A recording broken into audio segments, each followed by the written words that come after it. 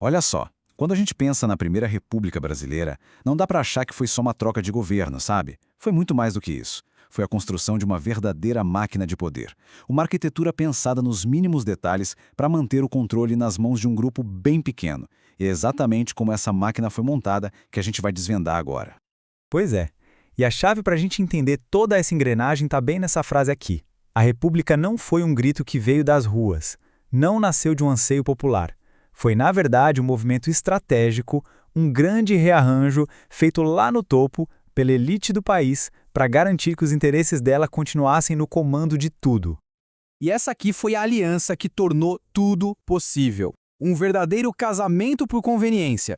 De um lado, a gente tinha os cafeicultores, os donos da grana, que estavam bem insatisfeitos com a monarquia, principalmente depois da abolição da escravatura, sem nenhuma indenização. E do outro lado, o exército, que voltou da Guerra do Paraguai se sentindo poderoso, fortalecido e que via o império como uma coisa velha, ultrapassada. Juntaram-se então os donos das armas com os donos do dinheiro. E o primeiro tempo desse jogo, digamos assim, foi todo na base da força. O papel dos militares era bem claro: fincar o pé e consolidar um novo regime. Basicamente, eles montaram o tabuleiro do jeito deles e garantiram que ninguém ia chegar para virar a mesa.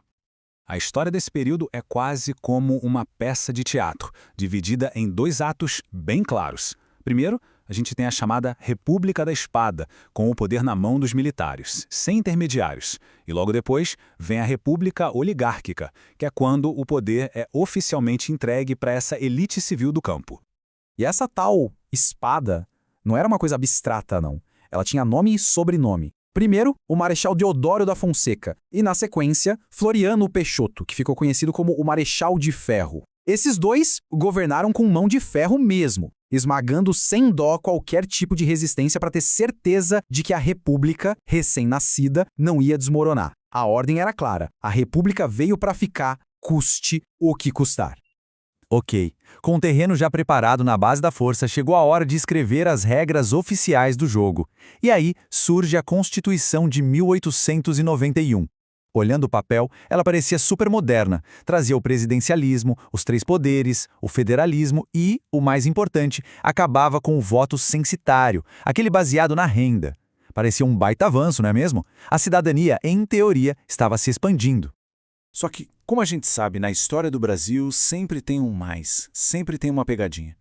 E o pulo do gato estava aqui. A nova Constituição exigia que o eleitor fosse alfabetizado.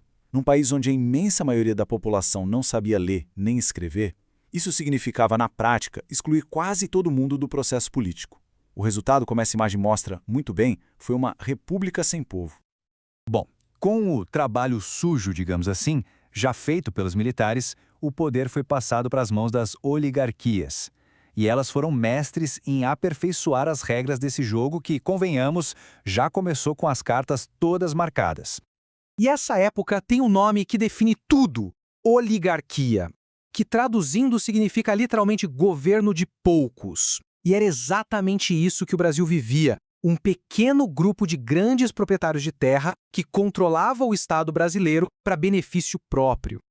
Lá na ponta, no município, a grande peça desse tabuleiro era o coronel, aquele grande fazendeiro que era dono de tudo e de todos na região. Ele controlava os votos na base da troca de favores e, claro, da intimidação. E o detalhe crucial: o voto não era secreto, então ele podia obrigar as pessoas a votarem nos candidatos dele. Era o famoso voto de cabresto, em que o eleitor era conduzido como gado. Agora, subindo para o nível nacional, o grande esquema era a famosa política do café com leite. Era muito simples. As duas oligarquias mais poderosas do país, São Paulo, do café, e Minas Gerais, do leite, combinaram de se revezar na presidência da República. Era um clube fechado para garantir que o governo federal estivesse sempre trabalhando para eles. E se a gente achava que não dava para ficar mais engenhoso, aqui está a obra-prima de toda essa arquitetura: a política dos governadores. Era um sistema que se blindava. O presidente apoiava os governadores dos estados. Esses governadores, por sua vez, usavam o poder dos seus coronéis para eleger um Congresso Nacional totalmente leal. E esse Congresso, claro, aprovava tudo que o presidente queria. Um círculo de poder perfeito, sem nenhuma brecha para a oposição. Tá, mas e se acontecesse um milagre? E se, contra tudo e todos, um candidato de oposição conseguisse ser eleito? Sem problemas. O sistema tinha um último truque na manga. Uma comissão de verificação de poderes lá no Congresso, que era controlada pela maioria, simplesmente degolava o candidato. Ou seja, invalidava a eleição dele. Simples assim. A eleição era só fachada. Bom, diante de um sistema tão amarradinho, tão perfeitamente manipulado, fica a pergunta: quem saiu ganhando com tudo isso? E talvez mais importante, quem é que pagou essa conta? Os grandes vencedores, sem dúvida, foram as elites do café. A política econômica era toda voltada para eles. O maior exemplo disso é o Convênio de Taubaté, onde o governo pegava o dinheiro dos impostos de todo mundo para comprar o excedente de café e garantir que o preço não caísse. Enquanto isso, o resto do país vivia um arrocho econômico severo. Ou seja, o prejuízo era socializado, mas o lucro ficava no bolso de poucos. E olha, talvez a conta mais cara, mais pesada de todas, tenha sido paga pela população negra recém-liberta. A abolição veio no papel, mas e na prática? Nenhuma política de inclusão foi criada. As pessoas foram simplesmente largadas à própria sorte, sem acesso à terra, sem moradias, sem educação. Uma exclusão completa da república que elas ajudaram a construir com seu trabalho. E não para por aí. Ao mesmo tempo, lá nas cidades, um novo grupo social estava nascendo e também entrava nessa conta: o operariado urbano. Era uma mistura de imigrantes europeus, que vieram para trabalhar nas indústrias, com brasileiros que fugiam da miséria do campo. Eles se tornaram a força de trabalho das novas fábricas, mas, assim como a população negra, foram completamente deixados de fora dessa estrutura de poder. Então, para a gente amarrar tudo isso, o que fica de herança desse período é um legado complexo, para dizer o mínimo. Um legado duradouro e cheio de contradições. A Primeira República foi basicamente um grande paradoxo. No papel, nas suas instituições, era moderna, com uma constituição inspirada no que havia de mais avançado. Mas na política, era oligárquica, um jogo de cartas marcadas. E na sociedade, era profundamente excludente. No fim das contas, era uma república para muito, muito poucos.